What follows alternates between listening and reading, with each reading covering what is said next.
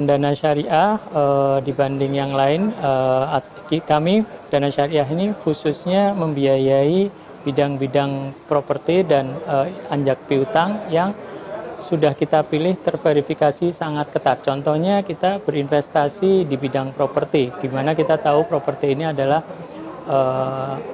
aset yang fix ya, yang tidak ada rodanya, yang tidak bisa bergerak, sehingga ini relatif lebih aman dibanding investasi dalam bentuk atau bidang lain.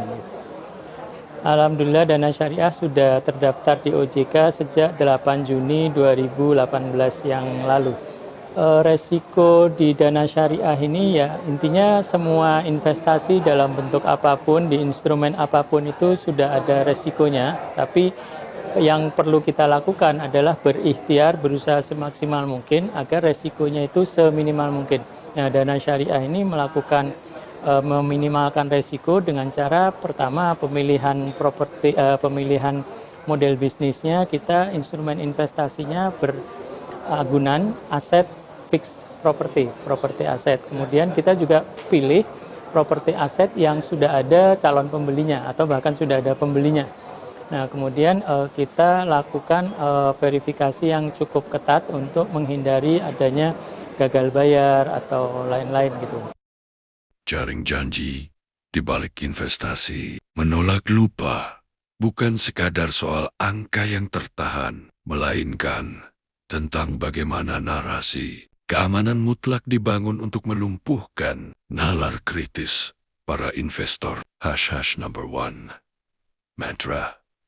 Low risk, high return. Taufik Al-Khufri kerap membungkus investasi di DSI, Dana Syariah Indonesia, dengan narasi yang tampak mustahil dalam dunia keuangan. Imbal hasil tinggi namun minim risiko. Calon investor diyakinkan bahwa ini bukan spekulasi, melainkan instrumen yang sudah dipagari dengan keamanan berlapis. Kedua, klaim properti yang pasti laku. Salah satu poin jualan utamanya adalah kepastian pasar. Ia meyakinkan investor bahwa unit properti yang dibiayai sudah ada pembelinya, end user. Investasi ini bukan untuk membangun lalu mencari pembeli, melainkan membiayai proyek yang secara administratif sudah terjual. Hal ini menciptakan ilusi bahwa perputaran uang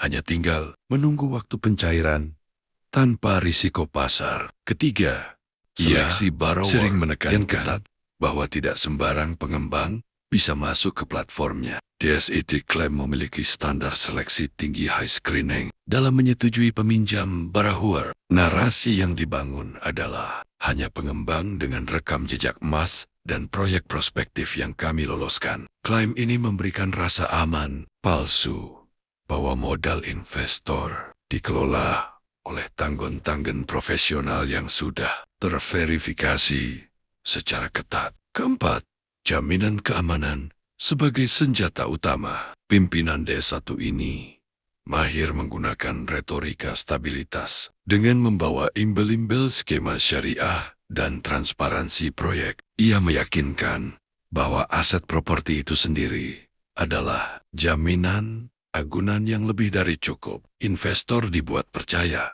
bahwa dalam skenario terburuk sekalipun, modal mereka tetap aman karena terikat pada aset fisik yang nyata. Ringkasan janji versus realita. Komponen, persuasi, narasi yang disampaikan, profil risiko aman, terkendali, dan minim risiko gagal bayar. Kepastian pasar pembeli properti sudah ada.